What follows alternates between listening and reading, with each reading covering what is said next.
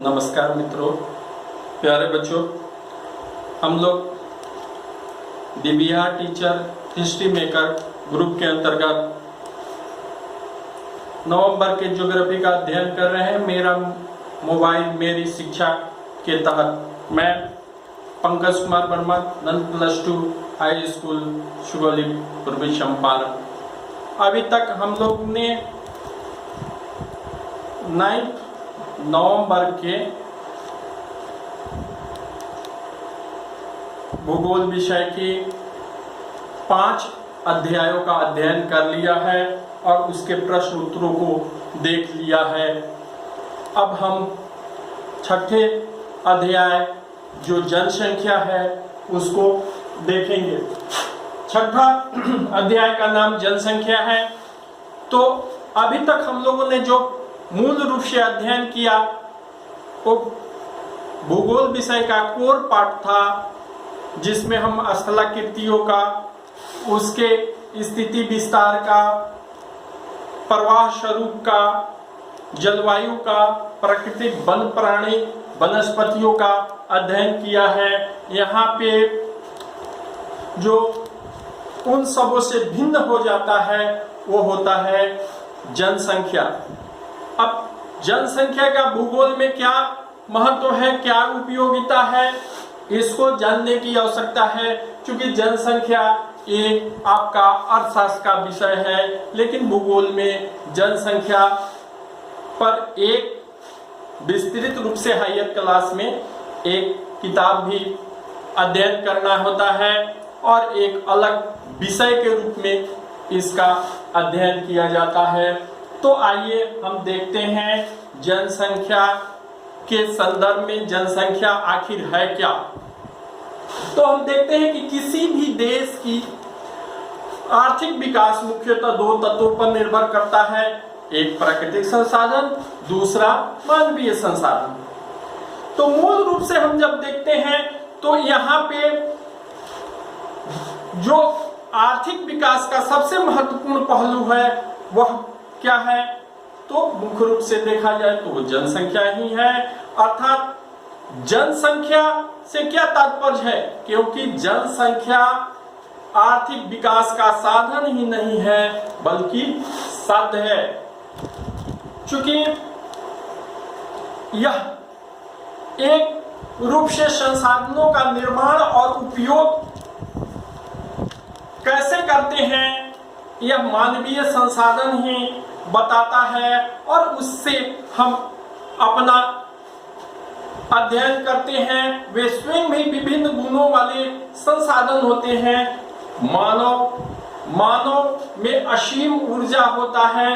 लोग उसका इस्तेमाल करने के लिए अलग अलग कौशल की आवश्यकता होती है। जैसे भारत में अभी स्किल इंडिया के तहत अगर हम किसी भी व्यक्ति में गुणात्मक परिवर्तन लाए, किसी स्किल का डेवलप कर दें और उस डेवलपमेंट के फलस्वरूप हम उसे मानवीय संसाधन में तब्दील कर देते हैं और वह एक हमारे लिए एसेट बन जाता है, एक संपत्ति बन जाता है, और उसके द्वारा जो कार्य होते हैं तो वह एक संसाधन के रूप में होता है। और जनसंख्या अथवा मानवीय परिवर्तनों से वस्तुओं और सेवाओं को हम क्या करते हैं, क्रियाकलापों को मानव के द्वारा ही किया जाता है। चूंकि स्वयं में ही प्रकृति के द्वारा बहुत सारी चीजें मिलती है, तो उसमें गुणात्मक परिवर्तन मनुष्यों के द्वारा होता है, मानव के द्वारा होता है। मानव अपने स्किल के माध्यम से उन सारे चीजों में परिवर्तन लाता है और उसे इस योग्य बनाता है कि हम उसका उपभोग उपयोग कर सके, अपनी आवश्यकताओं के अनुसार कर सके।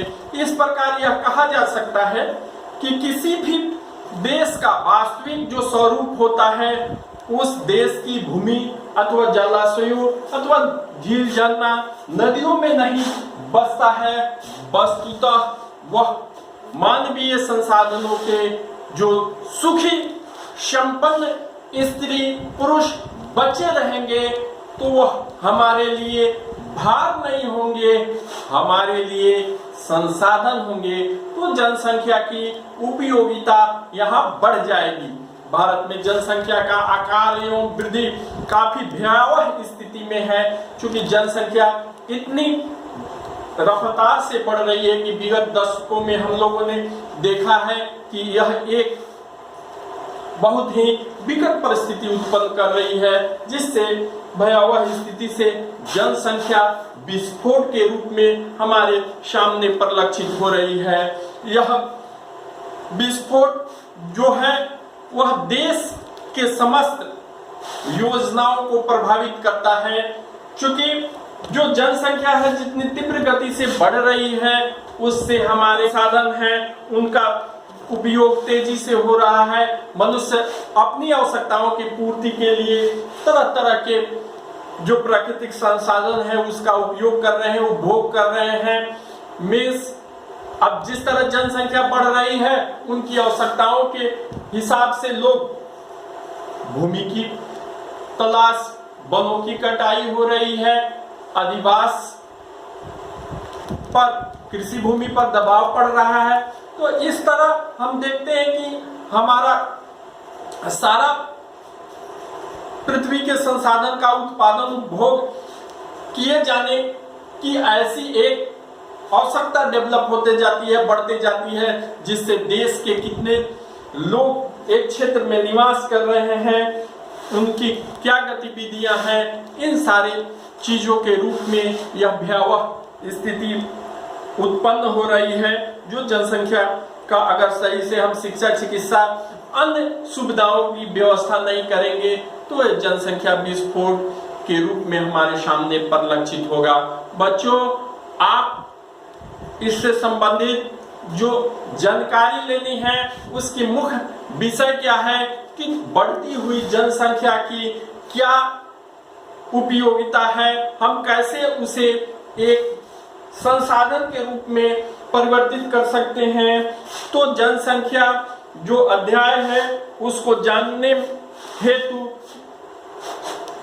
मुख्यतः 3 बिंदु हैं जो इस अध्याय से संबंधित है। पहला है जनसंख्या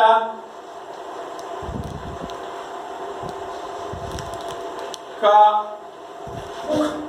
पहलू है।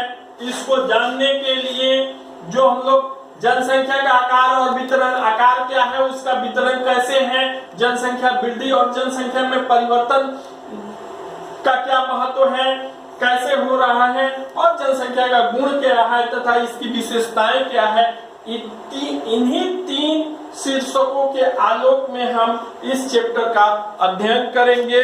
तो इस वीडियो में इतना ही, मिलते हैं अगले वीडियो में पहला जो जनसंख्या का आकार एवं वितरण है उसके साथ। धन्यवाद।